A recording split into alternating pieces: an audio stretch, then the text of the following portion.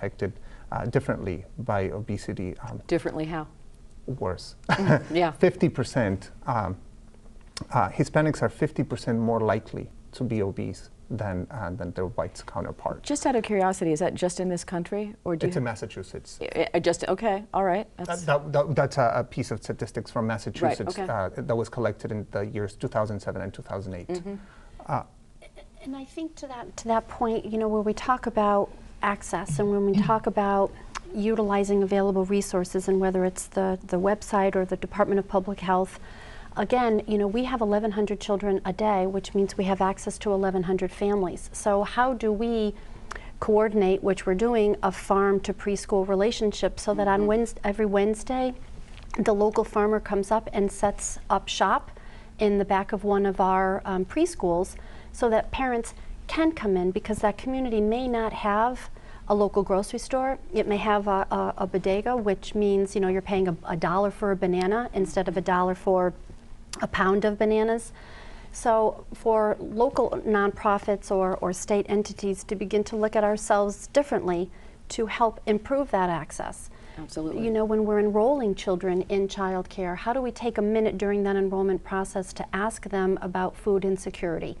Do we take a minute to actually enroll them in food stamps right then and there while we have them and they're privy to a computer?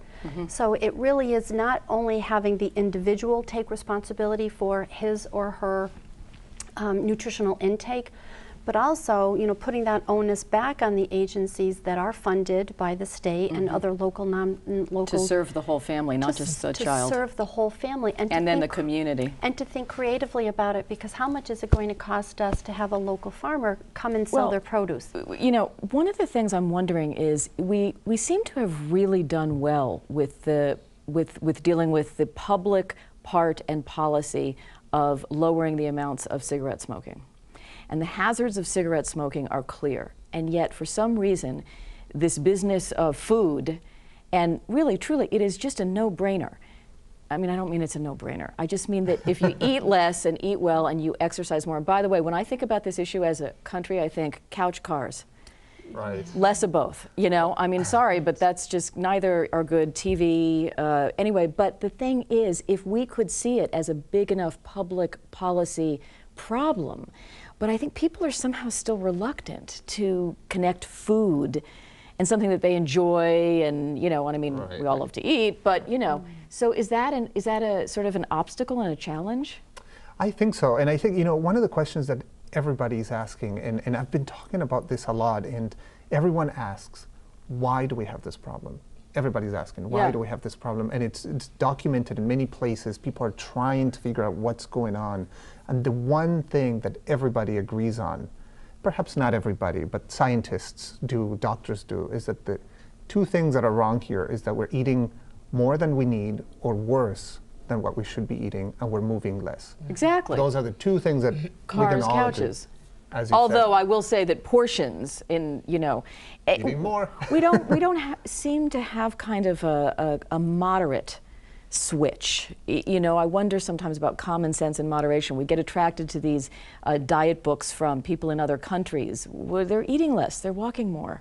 It's a no-brainer. Exactly. I mean, I do sort of feel that way. It is complicated, though, because then, you know, you take an area like Springfield, for example, 6th in the country for childhood poverty, you know, 48th in the nation for the way we treat our children, and you look at the opportunities that folks have to outdoor green spaces, or to walk their children to work, or, you know, so when we look at it in terms of a policy and why does it look so complicated, it's because at times there are so many pieces. You know, we look at particular forms of housing or low-income housing. Right. You have a galley kitchen, you have a living area, and you have bedrooms. There is no kitchen in which to sit. And because most people will opt to use that living area as a living room with a television, the family then sits and eats in front of the television. So there are again, you know, we use the analogy. It's a quality of life, absolutely. And then as you're painting that picture, I'm imagining a suburban family where everybody gets in their car to go everywhere, and also because everybody's whatever, so busy, they're eating on the fly, so that we've managed to take this problem to almost everybody. And that's, you know, Susan, you see these kids every day, and do you think we're making any progress? Do you think that we should be feeling hopeful about this? What do you think? Well, I'd like to say we're making progress. I'm just thinking about some of the issues that were brought up earlier about exercise. And when we've done the intergenerational, we find, even just talking with our families, they have a very long day. A lot of them don't have transportation.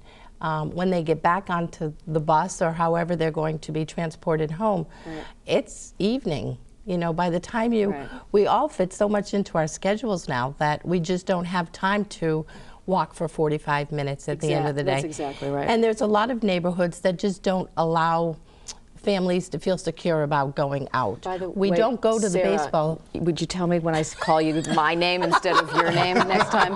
I just want, it's perfectly fine, but you're absolutely right. So where do we... We don't have a ball field where kids would get on their bikes and go play ball for a Saturday from 9 to 1 while mom was doing something, you know, or we just don't, maybe we need a little bit more community. Exactly. We need more community. And I was going to say, part of those grants that I began to mention for local communities. The grants. The local grants, they're designed to do that. And many communities have chosen to try to bring farmers markets closer to their communities, rezone. Great we idea. think that'll be a fabulous idea. We can't wait. We're so excited. Some cities are doing that, rezoning areas so that supermarkets can rebuild.